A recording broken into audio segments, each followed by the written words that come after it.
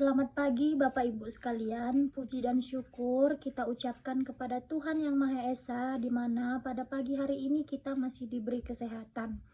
Yang saya hormati Dr. Teguh Trianto, MPD, selaku dosen pembimbing mata kuliah Teori dan Kritik Sastra Indonesia, telah mempercayakan saya, Servina Bruhalawa, untuk mempresentasikan mengenai kritik dan dalam bentuk esai daripada cerpen yang berjudul Cerita dari Segelas Bir yang dipublis pada hari Senin tanggal 31 November 2021.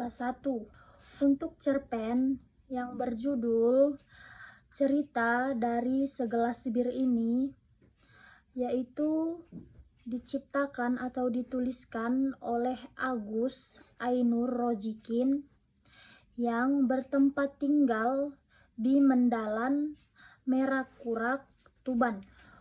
Untuk melihat atau membaca cerpen aslinya, Bapak Ibu atau teman-teman sekalian bisa dilihat di ruang sastra atau bisa klik di halaman ini. Baiklah Bapak Ibu sekalian atau teman-teman sekalian, di sini tujuan saya membuat video untuk mempresentasikan mengenai kritik cerpen yang berjudul Cerita dari Segelas Bir tersebut dalam bentuk esai, dan saya akan mencoba untuk membuat judulnya sedemikian rupa menurut pendapat saya dan kelebihan-kelemahan daripada cerpen tersebut dalam bentuk esai berdasarkan pendapat atau persepsi saya. Judul yang saya buat ialah Godaan Bir Mampu Menghilangkan Masalah. Cerpen berjudul Cerita dari Segelas Bir karya Agus Ainur Rojikin dipublis pada Senin 31 Oktober 2021. Latar belakang penulis merupakan seorang yang sangat mencintai sastra. Penulis juga menuliskan tempat tinggalnya terletak di bumi Mendalan, Merakurak, Tuban. Cerpen Cerita Segelas Bir ini membahas mengenai salah satu cara untuk menghilangkan masalah, yaitu dengan meminum bir. Banyak kebodohan yang mampu mempengaruhi pikiran kita dan mampu mempercayai bahwa minum bir ialah obatnya. Padahal keadaan atau masalah yang terjadi kepada kita merupakan sebuah ujian yang harus kita jalani. Meskipun sulit, tetapi akan ada selalu cahaya yang dapat membantu kita untuk selalu berpikir positif, yaitu dengan berdoa kepada Tuhan Yang Maha Esa misalnya. Nah, cerpen ini berawal dari kisah dua orang bersahabat.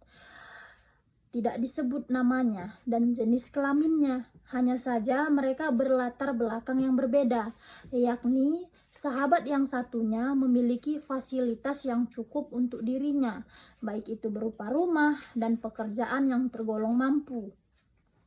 Ia memiliki pekerjaan sebagai seorang motivator, khususnya di acara TV. Nah, sedangkan sahabat yang satu bekerja sebagai pegawai di Bank BUMN. Persahabatan mereka dapat dikategorikan sebagai persahabatan yang awet atau lama, sehingga keterbukaan yang bersifat pribadi pun mereka sudah memahaminya.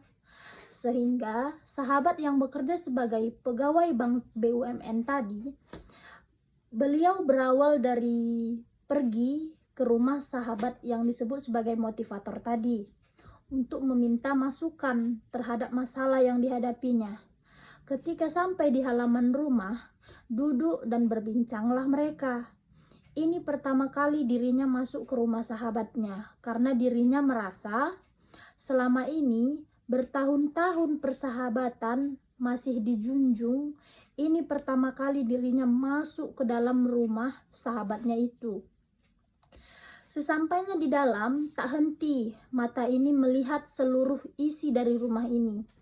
Sehingga ia berhenti di sebuah bar kecil dengan banyaknya merek atau jenis minuman bir di ruangan mini tersebut, yakni bir anggur dan vodka, sehingga cerita panjang pun menyita waktu. Sehingga kesimpulan dari sahabatnya yang dikatakan sebagai motivator tersebut menunjukkan jati dirinya di balik layar TV, yang selama ini dirinya bekerja untuk memotivasi sesama manusia untuk menjadi lebih baik lagi, menjadi lebih semangat. Bahkan dirinya juga berkumpul oleh para kiai dan ulama, memiliki pribadi yang tertutup dan jalan di atas kesalahan. Dirinya menganggap bahwa ketika memiliki masalah, semua orang bisa saja datang kepada dirinya untuk meminta motivasi atau memberikan pencerahan. Tetapi bagi dirinya tidak, secara tidak langsung. Dirinya lah yang sangat sulit ketika masalah datang menimpanya, hanya dengan bir yang mampu menjadi alat motivasi dan ketenangan di hidupnya. Mendengar cerita sedih dari sahabatnya itu, dirinya merasa iba dan tanpa sadar sudah dipengaruhi oleh segelas bir yang diberikan oleh sahabatnya tadi, dan mencobanya lagi sampai dirinya benar-benar tertidur dan merasa masalah yang ada pada dirinya tadi sudah hilang. Jadi tujuannya datang untuk meminta masukan, tetapi dengan segelas bir dia mampu merasakan hilang masalah yang dihantui dirinya tadi. Nah, kemudian setelah bangun, dia melihat sahabatnya di balik layar kembali melaksanakan pekerjaannya sebagai motivator di sebuah TV.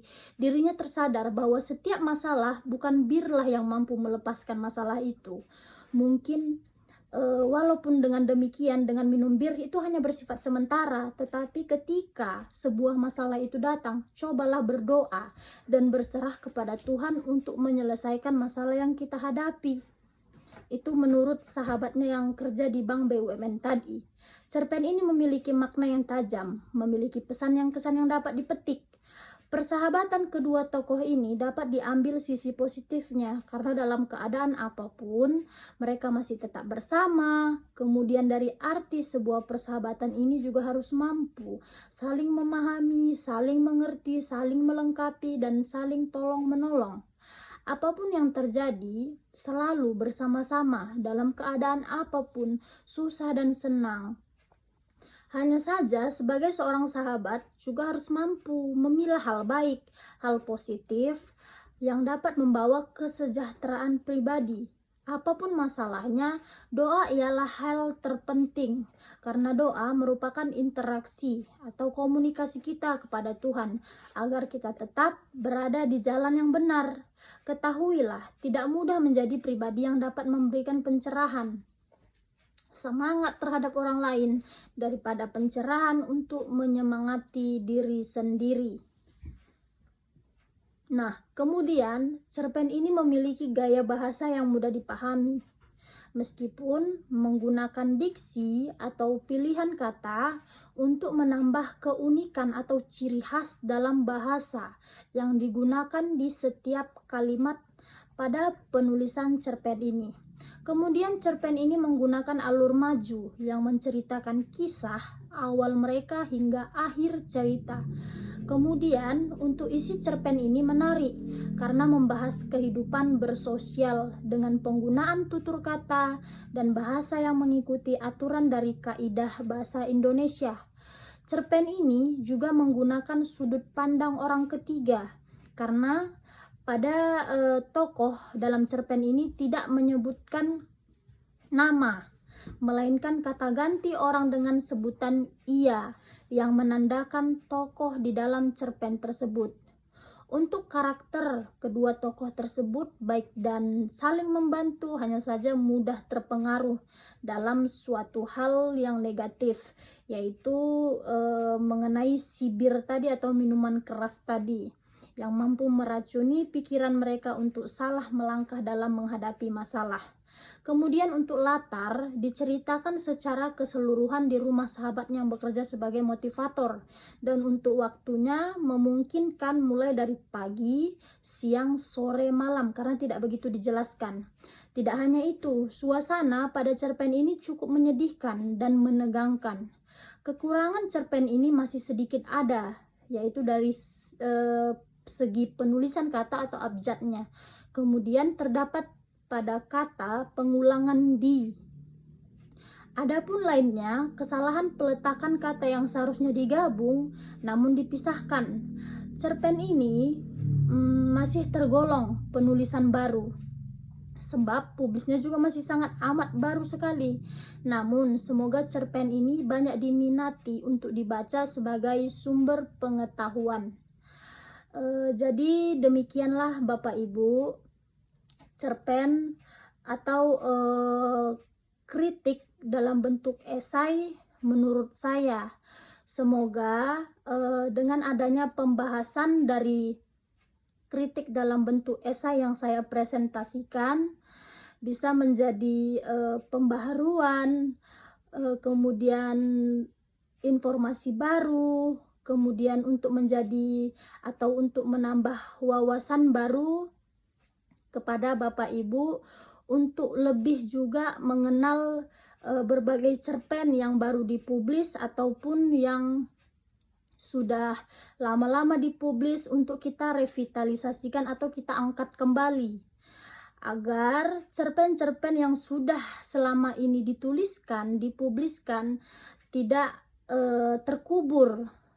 Jadi semoga dengan adanya pembaruan cerpen yang saya kritik ini, Bapak Ibu lebih meminati, lebih untuk mencoba mencari artikel-artikel dari ruang sastra dan mencoba untuk membaca dari cerpen-cerpen yang berada di ruang sastra. Semoga para pengarang atau sastrawan juga lebih giat untuk menulis cerpen sebagai sumber pengetahuan atau menemani kita dikala kita tidak memiliki kegiatan dengan membaca cerpen tersebut. Terima kasih, selamat pagi, dan salam sejahtera.